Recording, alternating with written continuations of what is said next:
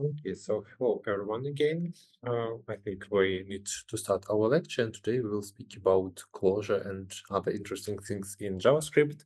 It's like advanced functionality, and it's like core functionality of JavaScript, but so let's start not from closures and what is it, but I saw in some of your homeworks that you used spread operators and you don't know what is it. So let's speak a little bit about that. So pressed parameters and spread syntax, what is it? Many JavaScript built-in functions support an arbitrary number of arguments. And for example, we want to pass more than one argument, but we don't want to write every argument. For example, very similar example. Oh, no, I can't do it like that. Okay. We write function sum, and here we return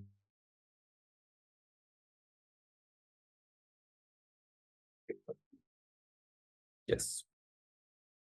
And that function will work. We'll have it. For example, here we want to call it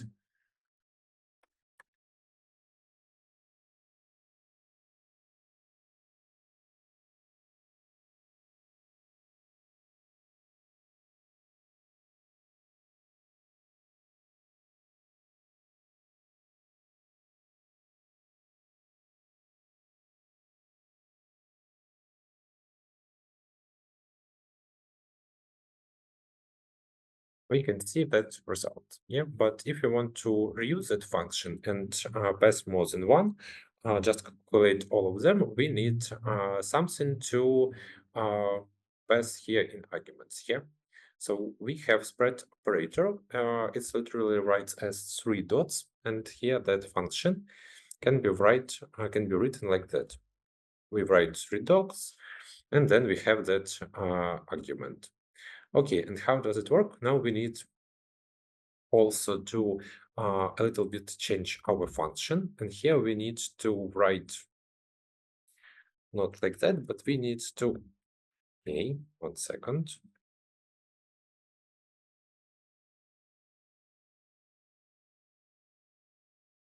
We need to write our sum. We need to create that that variable, sorry, not const. And then we write loop. And we can return that value now. Let's pass more than one.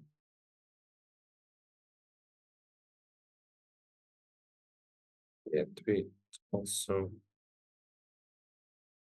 why here is not defined, interesting. Yeah, and here we have that result. So you can write also that code with me if you wanted, but I think it's pretty obvious. Okay, and here we have that result. So we just used spread operator, and spread operator in general, it's related to it's related to arrays, and it can copy it. It's like loop. It goes through the array, and here we have that array of arguments, 1, 2, and 3. It goes through that, and it's calculate our summary. So, but sometimes we want in that function write not only that argument, but we want to have some important, some hard-coded arguments, let's call it like that.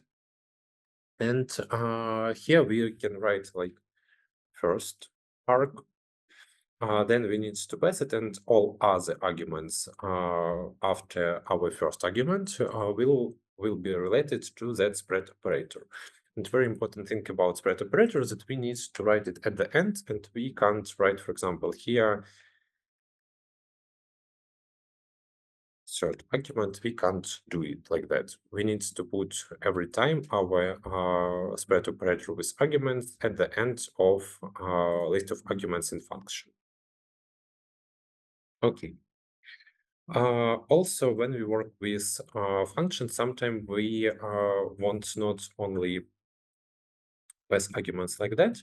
But we want to have like array of arguments, and we don't want to specify everyone.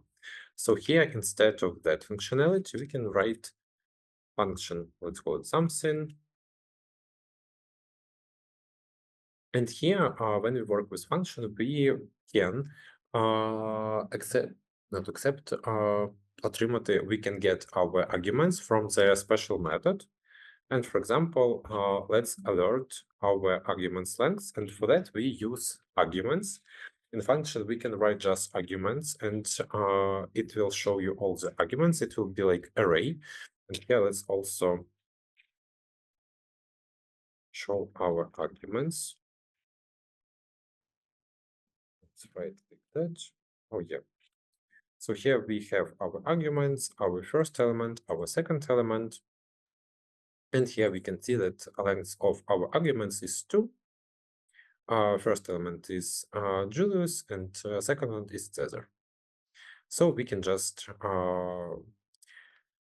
not accept достукатись до наших аргументів функцій just with arguments functionality. Okay, and sometimes it's very useful for working with a lot of different arguments here, because we can put here a lot of others, and sometimes it's very useful. So, and also we saw like an example of spread syntax. It's with 3 dots, and sometimes we need to do exactly the reverse. For instance, there is a built-in function, mathmax, for example, that returns the greatest number from a list. And also, math functionality is very huge here. We can write it like that, and we will have result the 5. So here we take our maximum number. Now let's say that we have an array of that 3 elements, 3, 5, and 1. And how do we call mathmax with it? So if we want to have just that array, and we want to alert it here, for example, like that, we can do it, and we have our very interesting type, not type, value. And surely we can manually list items in the code with that mathmax, put it array 0, for example, here. We can put it like that. But it's very bad practice, and our array can be really huge. So we need somehow to do it. Okay, and how to do it?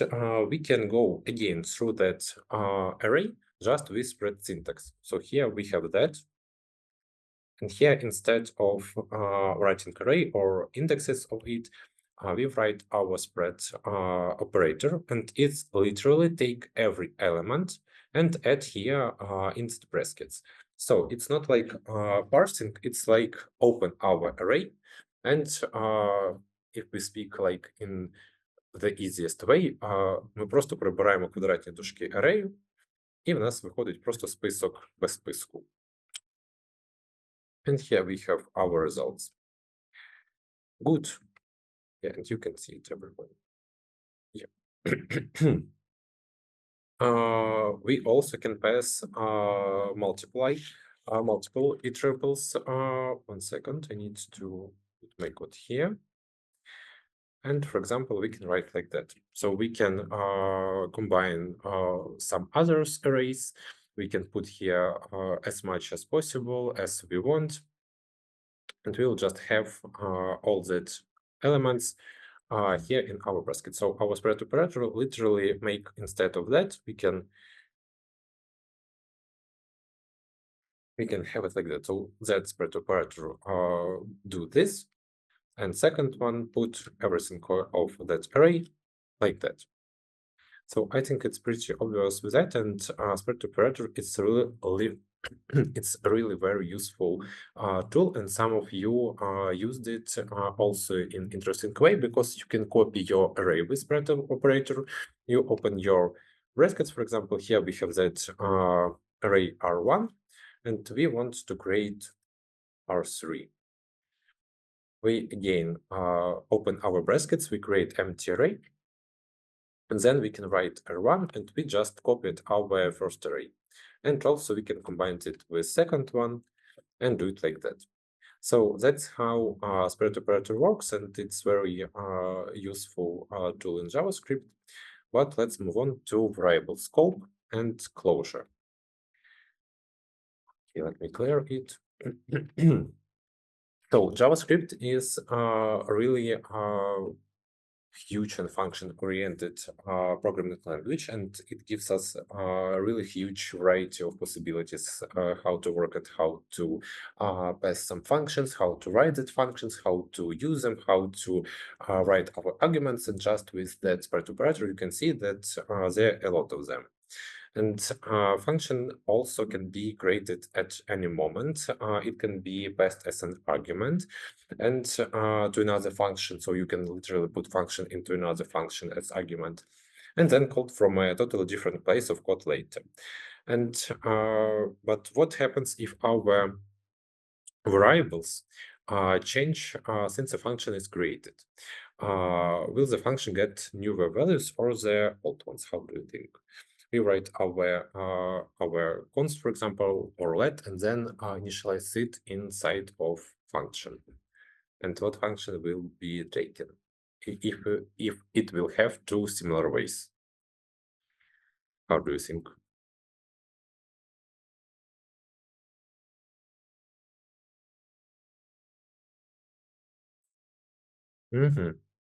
So we have our like scope, and for example, if variable is declared inside a code block, by code block I mean figure brackets. It's only visible inside that block. So for example, if we write our function, or not even function, let's write just figure brackets. Here we do some job with local variables that shouldn't be seen outside. And in that brackets, it has their own their sorry, it has their only scope and only visibility. So if you write message here, it can be seen only from that place. If you write it somewhere else, it shouldn't work. And with that figure brackets, you can write if, you can write function, you can write arrow function, and other. So yeah, and we can use this to isolate a piece of code that does its own task and with variables that only belong to it. And I think we can write it like here. Yeah, and it also can work, can be can be done. Yeah, you can write that syntaxes without any if, without any function and other stuff, just with figure brackets. But it's not common use, and to be honest, I have never seen that someone write like separate code in figure brackets, but it's also can be done like that. Yeah, and it's very important to understand that in function, we have their own scope. In if we have their own scope and everything like that, we will have like their own scope. Okay, so I mentioned about function that functions and that you can pass that functions inside that you can pass functions into another function. So let's speak about nested functions, and a function is called nested when it's created inside another function. I think it's pretty obvious, and name is pretty clear. So it's really easy to do with JavaScript, and we can use it to organize our code like that. Second, yeah, for example, like that. We have our function inside another function, helper nested function to use below, and we have that alerts. And, yeah, I just didn't call it 1 second. Yeah, we have our example with test which and it has hello, then and then has bye. So it's really can be done like that. Sometimes it's very useful just to have that function inside another function, to have that limited scope, and that other functions can't use it. So here it's like our literally helper function to calculate some functionality to have it. But if you see repeated code in your file, for example, if you want to sum up some values, if you want to have their difference or calculate the maximum of it or another math operators, you need to create separate function, obviously, and use it everywhere. But for example, if you have really a huge function with some code, with some other stuff, you need to create that helper functions. Okay. So, and here that functionality that I just saw, that I just present you, it's a nested function and is made for convenience. Okay. Also, it can be work like that. It can work like that. It's like counter. And here we create our counter function that returns the next number on each invocation. So every time when we call it in our code, it will change our counter. Despite being simple, slightly modified variants of that code have practical uses, for instance, as a random number generator, for example. And here, for example, we can write control like that, put it into alert.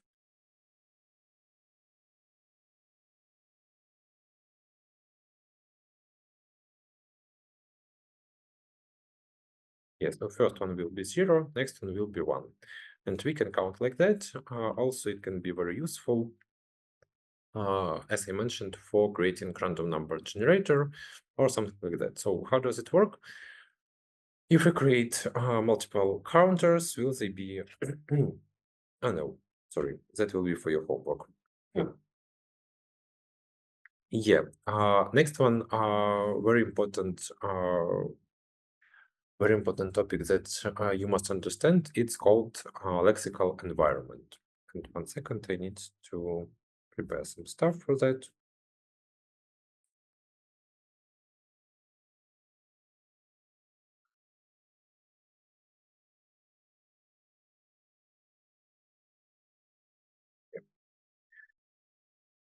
Okay, so lexical environment in general, it should be done in some steps. And step 1 is variables. So in JavaScript, every running function code block, as I mentioned earlier, have their own scope, and the script as a whole have an internal associated object known as the lexical environment.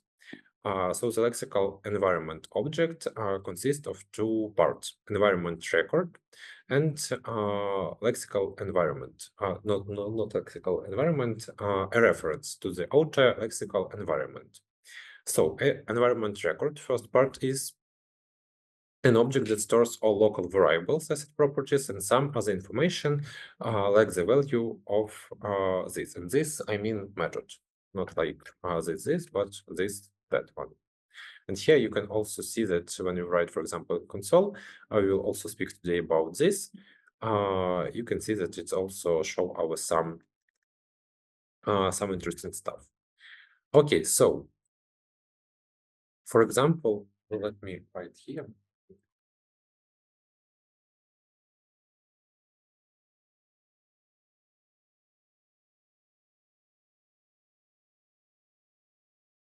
Okay, we have our phrase hello.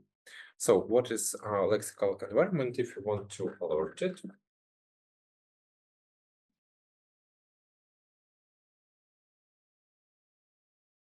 We will have that alert, but lexical environment that every time forgot the scheme.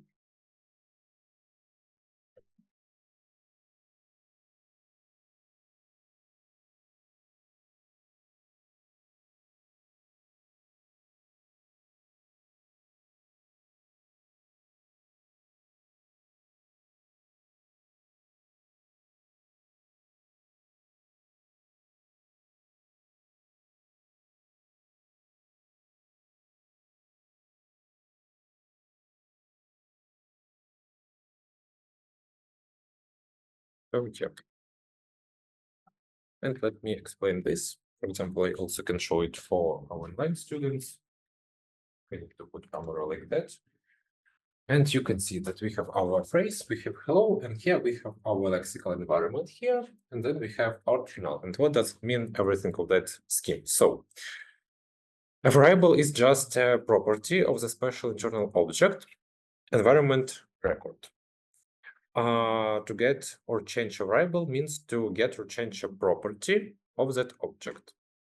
In this simple code without function, there is only one lexical environment. So we have that phrase, and we have only one lexical environment.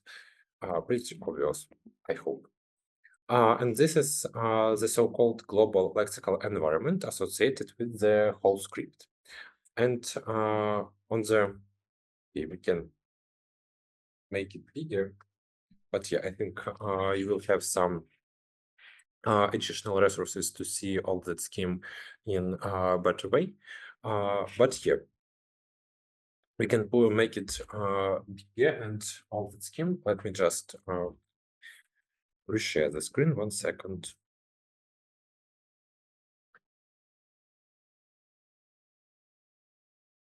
I really love that example on JavaScript info. Oh yeah, and I need to.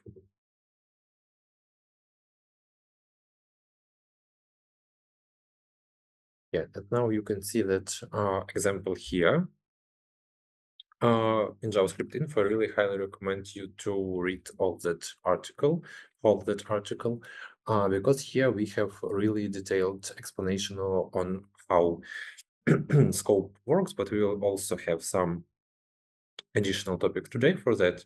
But here, for example, here on the picture above, the rectangle means environment record, variable store, and the arrow means the outer references. So the global lexical environment has no outer references. We have our phrase, we can change it, and here we have outer null. Okay, also let me stop sharing and return to web.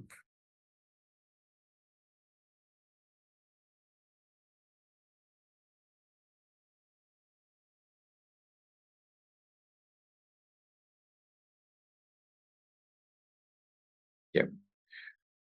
So lexical environment in general is a specification object, and lexical environment it only exists theoretically in the language specification to describe how things works. We can't get this object, unfortunately, in our code and manipulate it directly, but JavaScript engines also may optimize it, discard variables that are used to save memory and perform other internal tasks and tricks. So, and step 2 of lexical environment is function declaration and inner and outer lexical environment, but also some other steps that we will speak today. Okay, so second step is function declarations. And a function in JavaScript is also a value, like a variable. And also we can write some arrow functions. Some of you have worked with that in your homeworks I just saw. So the difference is that a function declaration is instantly fully initialized. When a lexical environment is created, a function declaration immediately becomes a ready-to-use function, unlike let that is unusable till the declaration. That's why we can use a function declared as a function declaration even before the declaration itself. For example, let me write here some function. Or we can also write the thing here.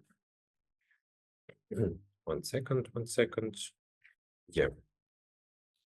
We have our let that I just removed from the desk. Don't know why, but okay. And we have our function.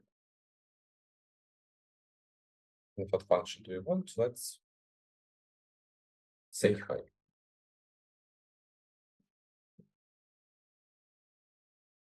And obviously here you can put yes some greeting and all that it's do is alert that routine.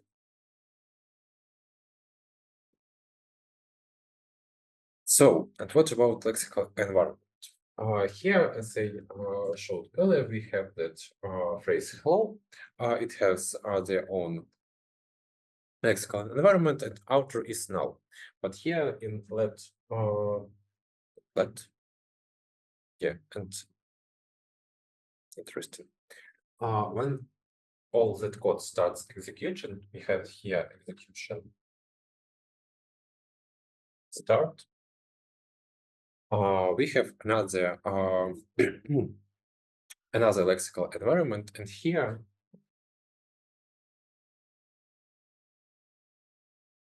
we have our initialized phrase, not an uninitialized, and we have our function. So here we have say hi.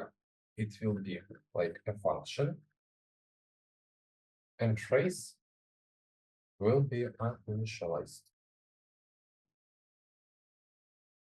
I think I just have a lot of mistake in that word, but okay. I hope you understand that word. Good. Yeah, and here, for example, you can see that scheme, how does it work? So execution start of our JavaScript code. We have our initialized phrase and we have our function. And that is different between function and variable. That function already initialized, and we can see it here. So naturally, this behavior only applies to function declaration, not function expressions, where we assign a function to a variable such as, let's say, equal to function. Of course, we can also write here, let's test, for example, and we can write here function, and it goes like that. So it don't appears for that function expression. Yeah. So next step is inner and outer lexical environment. And for that, I think you will read it at home, because I don't want to put more information about that, and we don't have enough time for that. Okay, and step 4 of lexical environment is returning a function. So for counter, let's return function. Here, for example, we want to return some function that also count our numbers.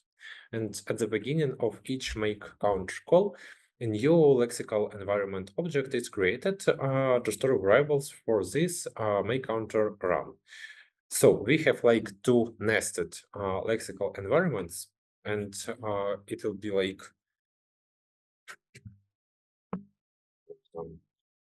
open the desk 1 second.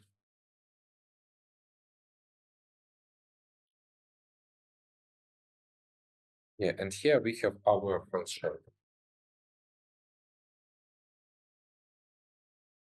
make counter. We have another function. Let's not repeat that code. Return function second. Let's make it more just like a scheme. So first one, we have lexical environment of that. And that lexical environment of make counter will be count 0. Then what will we do after that? We have another global now lexical environment. It's like we have our make counter like a function.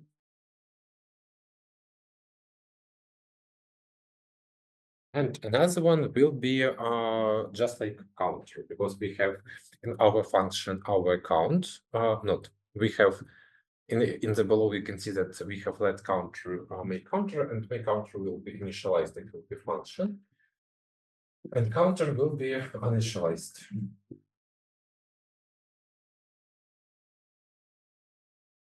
Yeah. So we will have two local environments, and one will be a local environment for that function, and it will be nested inside that local environment, and that local environment will be global. Okay, a lot of information, I know, and it's a little bit confusing, and I will send you some videos for better understanding, but it's like core functionality and core understanding of JavaScript and how does everything works. And that local environments are sometimes very helpful and very useful for understanding how to pass some functions and other stuff. So yeah, and let's also, yeah, 1 second. I need to open my plan for today.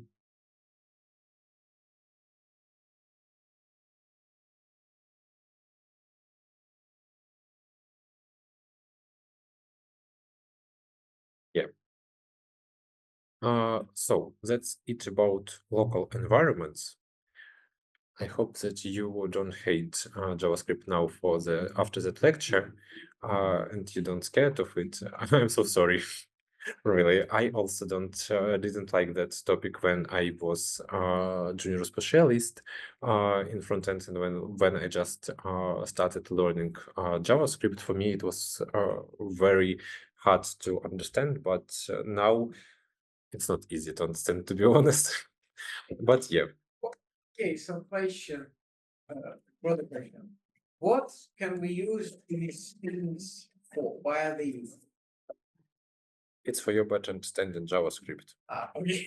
Understood. Yeah, no, to be honest, it's like switch in Ukrainian because I love more that phrase in Ukrainian that under the hood in English.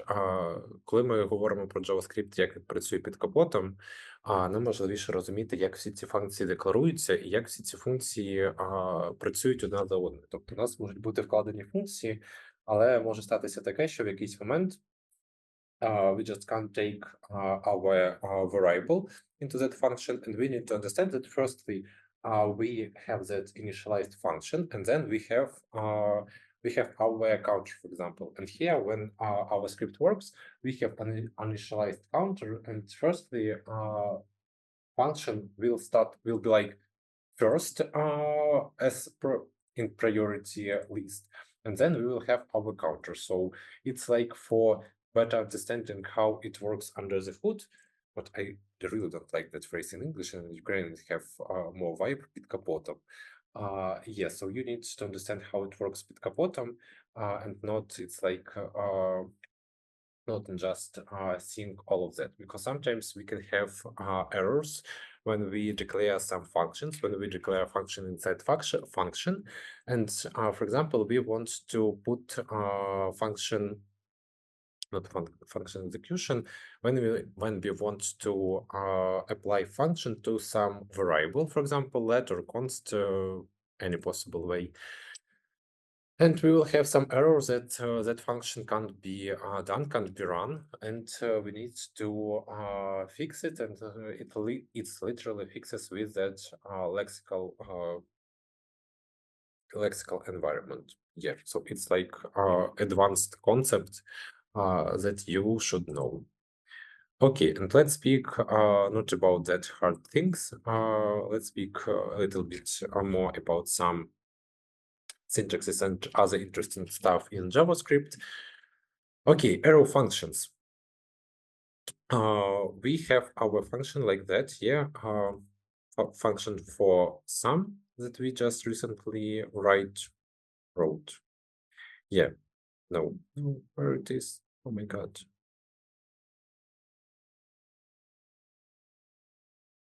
Yeah, here. We have our function, and we can also write it as arrow function. And why arrow function also important, we will speak a little bit later.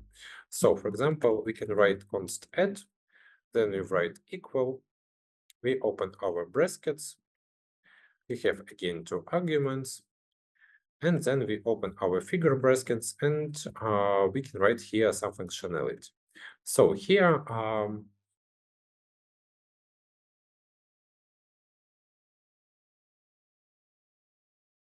Or if you don't need to return some values, you can also write without figure brackets and without the return value, and it will be shown like that.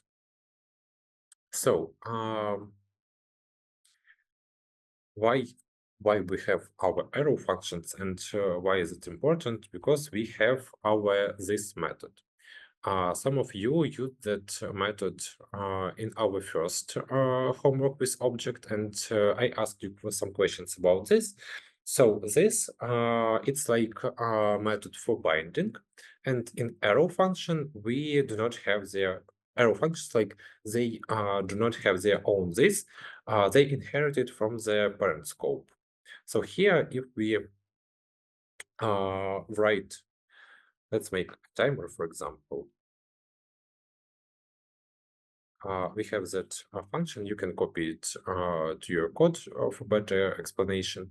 So the arrow function inside set interval, and set interval is also like set timeout that I presented to you last lecture.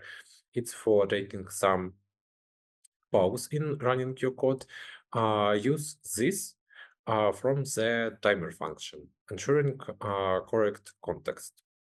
So here we have that this seconds, and here we write literal that seconds go from that function. And here we have that run timer. Yep. I don't know how to stop it. Oh my god. Very interesting.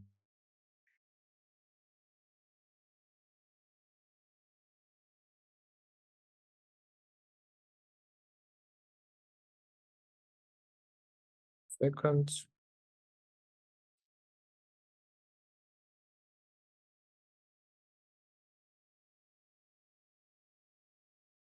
So, and what else about this? 1 second.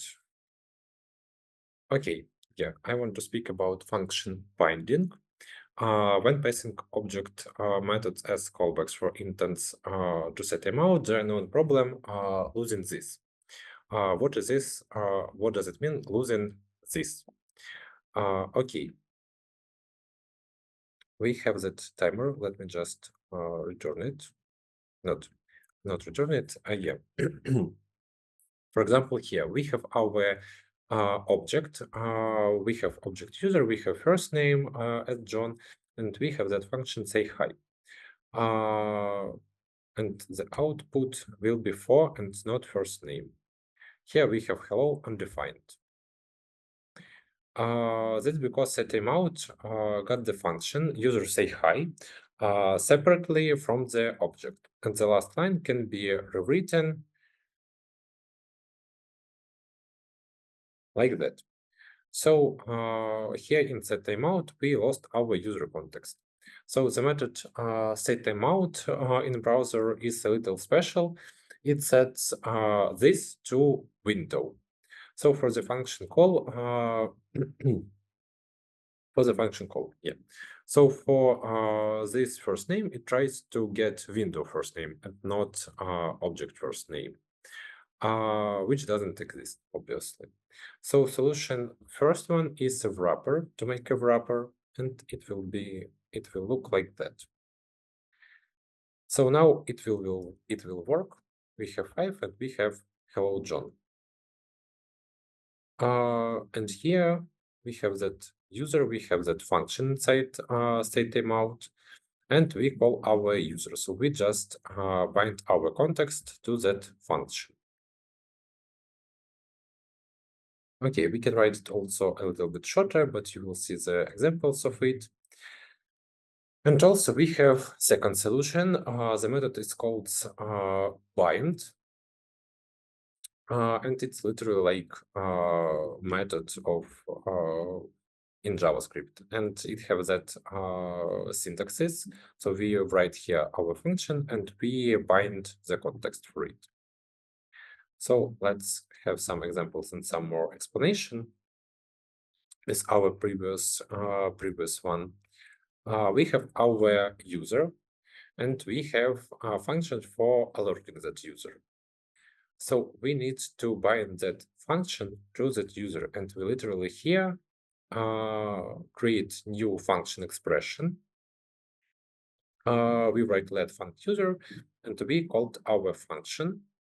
We called our method bind, and we bind our context to that function. And that's it. Yeah. So you can pass to that bind method a lot of different arguments. You can also sometimes play with it. And also I want to speak about this method, but 1 second.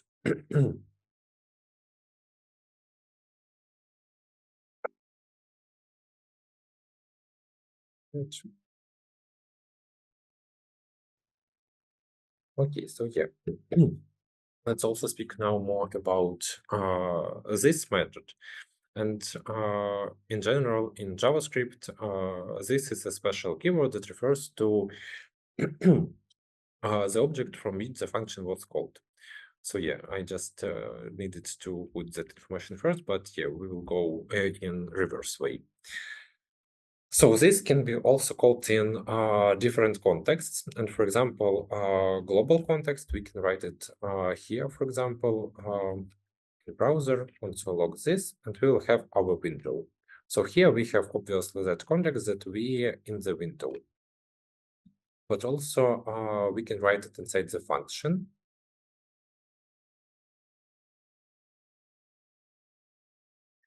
And what we can see here, how function is called. It depends on that how function is called, and when you write it in your code with use strict mode, that I also gave some information on our first lecture. In non-strict mode, we will have our window object. But in strict mode, you will have undefined, and you can check it by yourself now. For example, I can't just do it in console in the web browser, but you can see it if you will put it in your VS Code. Also, we used it inside object methods. It can be also done inside constructors in constructor function. It has that syntaxes. We have our function person name, and we have this name equal to name. So it's like looks like in the class that we worked. And so in array functions, as I mentioned it earlier, arrow functions do not have their own context, and they don't have their own this. So instead, they inherit this from their enclosing lexical context. And yeah, that's the example that our arrow function doesn't have that that context, and we need to bind it. Also, we have some context with this inside event handlers, and we can bind it as I mentioned earlier. Okay. And let's also speak about 1 second. Okay, call back you. Unfortunately, we can't have enough time for that topic, but it's also very interesting, and I think we will speak a little bit about it on the next lecture. But yeah, also I want to say that we can have some default values in our functions. For example, like that function with greeting, and we can write it like that. After our argument, we can put some some default value, and if we call that function, we will see hello guest. But we didn't put any argument, so we just make our argument inside the function optional. It's also very useful sometimes for using some functions, and it can be also done like that with greeting. It can be done with creating some titles, I don't know, some coloring cards, and etc. etc. Yeah. And also default parameters can be expressions. And let me put the code for you to see here. Here, for example, you can put some equality for hate, and it will also work. Yeah, and also another one with function topic for today. It's the new function syntax. And the function constructor creates a new function object, its object, from a string of code. And for example, syntaxes of that, it looks like that. And we will have our result. So some explanation of that. The first parameter in the function's arguments, and the last parameter is the function body. So function created this way execute in the global scope and don't have access to the local scope in which they were defined. And using new function unfortunately can lead to security issues and is generally discouraged. But we have that functionality. It's also important to mention about it. But to be honest, again, in my experience, I haven't seen that functionality. But sometimes with like for testing or something like that, we have written some new function syntaxes and something like that. So yeah, that's it. And I think we don't have enough time for today.